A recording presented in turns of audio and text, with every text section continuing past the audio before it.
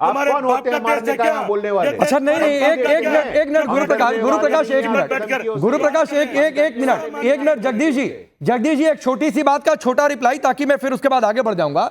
और सवाल बहुत सीधा सा, आप कह रहे हैं जैसे कुछ ऐसा कर रहे हैं, तो मुझे बीजेपी के एक नेता का कोई बयान कोट करिए जिसमें कांग्रेस के नेताओं के लिए या वरिष्ठ नेता के लिए यह कहा गया हो कि तेरी कब्र खुदेगी, बोटी बोटी वाली इस तरीके के बयान हो, मुझे कोट करिए सर। और अगर आप जैसे के तैसे की बात कर रहे हैं तो कोट करिए।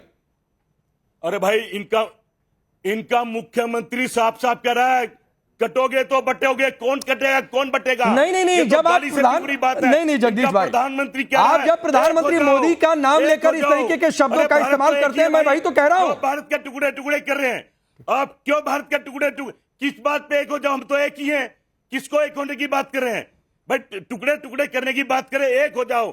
अरे प्रधानमंत्री जी, अपने वादों पर बात करो, अपनी गारंटी पर बात करो। गुरुप्रकाश एक शॉर्ट रिप्लाई, फिर मैं आगे बढ़ूंगा। आज तक जुमले ठोके आपने देश के प्रति। ठीक है, नहीं देखिए, ऐसा है, ऐसा अब सुन लीजिए, आपने बहुत सही बताया है कि इनके शीर्ष नेतृत्व की ऐसी मानसिकता है। राकेश भाई, मैंने ये बात पहले भी बोली और आज दोबारा बोल रहा हूं, राहुल गांधी जी और कांग्रेस पार्टी का पूरा शीर्ष नेतृत्व वो इस बात को पचा नहीं सकता है, इस बात को बर्दाश्त नहीं कर सकता है कि गरीब और सामान्य परिवार और अति पिछड़ी जाति से जन्म लिया व्यक्ति इस देश का इतना ताकतवर प्रधानमंत्री बना है, जो देश को आज 5वीं सबसे बड़ी अर्थव्यवस्था बना करके लेके आया है, जो देश को चंद्रमा के दक्षिणी गोलार्ध तक पहुंच के आता है। आप बर्दाश्त नहीं कर सकते इस बात को, आप बर्दाश्त नहीं कर, अरे आप बर्दाश्त नहीं कर सकते हो इस बात को, स्वीकार करो इस बात को। रेवंत रेड्डी के साथ आपको दिखता है, आपको अंबानी से दिक्कत है, मैं अभी दिखाता हूं आपको अंबानी जी से दिक्कत है, आपको अंबानी जी से दिक्कत है, मैं दिखाता हूं अभी आपको। हमें झूठे लोगों से दिक्कत है, देश बेचने वालों से दिक्कत है, सबसे खतरनाक लोग अंबानी जी सत्ता में बैठे हैं। अरे तो देश को बेच के जा रहे हैं, आपने तेलंगाना के मुख्यमंत्री ने अदानी के साथ एमओयू क्यों साइन किया? अरे व्याकुल मत नहीं, हो, चलिए व्याकुल मत हो, शांत बैठो, व्याकुल मत हो, मैं आगे बढ़ता हूं, अभी अडानी पर चर्चा नहीं चल रही है, उस पर भी आ जाएंगे, विक्रम यादव किसको काट रहे हैं उद्धव ठाकरे, किसको काट देंगे? नहीं राकेश जी, देखिए ये तो नारे लगा रहे हैं, इनके गठबंधन वालों को पसंद नहीं आ रहे। आप मुझे बताइए, आज तक इन्होंने ये नहीं बताया अभी कौन बटेगा और कौन काटेगा। अगर ये बता सकते हो तो पूछ लो जरा इनसे। दूसरा, ये कहते हैं भाई एक है तो सेफ है। अरे भाई, इसका मतलब एक नहीं है, हिंदुस्तान में एक नहीं थे क्या अभी तक? अब इनको याद आ रहा है कि भाई एक है तो सेफ है, और अब तक सेफ नहीं थे क्या? एक तो ये कहते हैं कि भाई देश सुरक्षित हाथों में है, ये बोलते हैं ना ये बात, और देश अगर सुरक्षित हाथों में है तो फिर कौन सी अब ये सेफ, अब आगे सेफ करने की बात कर रहे हैं?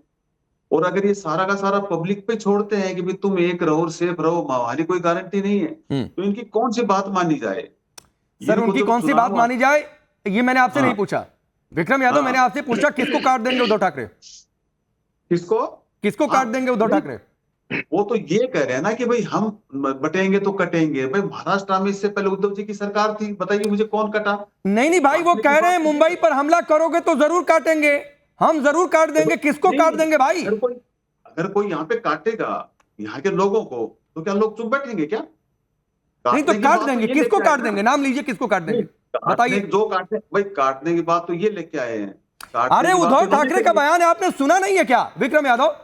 मैं ये कह रहा हूं कि उन्होंने कहा कि आप ये करोगे, उन्होंने ये कहा कि भाई को काटने आएगा तो हम काटेंगे। अरे तो भाई ये काटने कोई आएगा तो कोई चुप बैठेगा नहीं तो कौन काटने, मतलब कुछ भी मैं पूछ रहा हूं, उद्धव ठाकरे किसको काट देंगे? आप अपनी पार्टी के सर्वोच्च नेता के बयान पर आप बोलने को तैयार नहीं है, पूरी दुनिया घूम लेंगे लेकिन उन उद्धव ठाकरे पर नहीं बोलेंगे। अरे भाई, आप इन बीजेपी की तरफदारी इतनी भाई प्लीज, मैं किसकी तरफदारी कर रहा हूं नहीं कर रहा हूं, ये आपसे सर्टिफिकेट नहीं चाहिए। ये तो इन्होंने आपसे एक सिंपल सवाल पूछा, उद्धव ठाकरे किसको काट देंगे मुझे बता दीजिए, मैं आगे बढ़ जाऊंगा। आप इनसे पूछोगे काटने कौन आएगा, काटने की बात इन्होंने करी, फिर हम बताएंगे कौन काटेंगे। उन्होंने काटने की बात कहां कही है? इन्होंने कहा था कटोगे तो बटोगे, कौन नहीं बटोगे तो कटोगे कहा है? हाँ तो कौन काटेगा कौन बटेगा बताइए मुझे।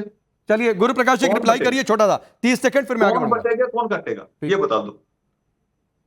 हेलो, मैं ये कह रहा हूं, देखिए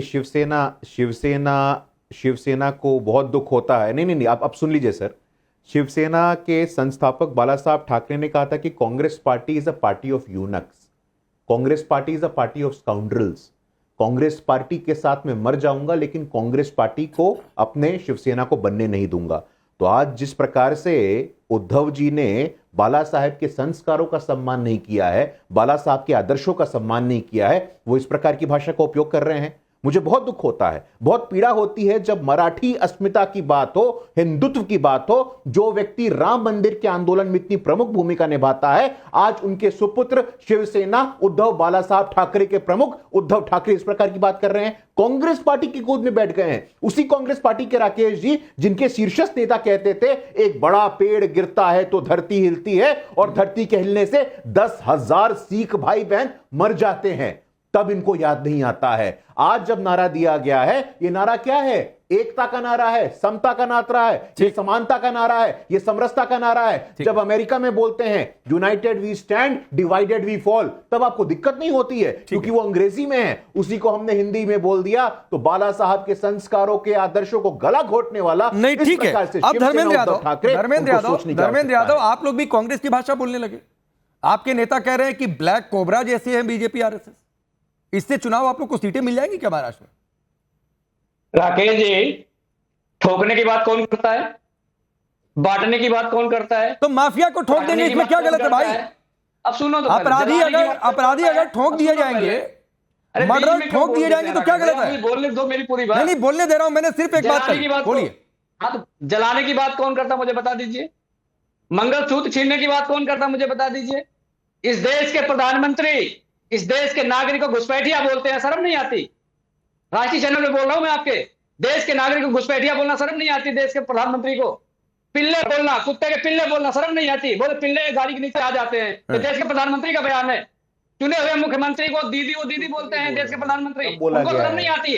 शर्म का सर्टिफिकेट बांटना छोड़ दीजिए। जिसलिए जनता ने आपको चुना है उसका काम करिए, और जो जहर उगलेगा वो साफ है। जब हम जहर उगलने की बात करते हैं तो धर्मेंद्र यादव, एक तो मेरे सामने सर न मिसकोट मत किया करिए, सब किया करिए, मैं बिल्कुल बीच में नहीं आऊंगा। कब देश के नागरिक को घुसपैठिया कहा गया? आप अगर घुसपैठिए को नागरिक मानते हैं तो सर ये आपकी दिक्कत है, ये किसी और की दिक्कत नहीं है। और जो आप कह रहे हैं कि किस जानवर की भाषा का इस्तेमाल किया गया, तो सर पहले जाकर कांग्रेस पार्टी के शीर्ष नेता से पूछ लीजिए जो कांग्रेस के अध्यक्ष हैं। मैं बयान नहीं कोट करना चाहता हूं, तो सर आप परिभाषाएं, आप पैमानाएं अपने अपने हिसाब से मत तय किया करिए। राकेश जी, अब आप मिसकोट कर रहे हैं तो आप नहीं मान रहे। मैं कोई मिसकोट नहीं कर रहा हूं, मैं कोई मिसकोट नहीं कर रहा हूं, उस बयान को सुनवाइए। मैं कोई मिसकोट नहीं कर रहा हूं। सुनिए मार्च 2023, सुनिए मार्च 2023 मल्लिकार्जुन खड़गे ने कहा था, सुनिए ना, अरे सुनिए भाई रुकिए, धर्मेंद्र यादव सुना करिए। सुजाता पांडे मार्च 2023 मल्लिकार्जुन खड़गे ने कहा था आजादी की लड़ाई में बीजेपी के घर से कोई ... मरा क्या?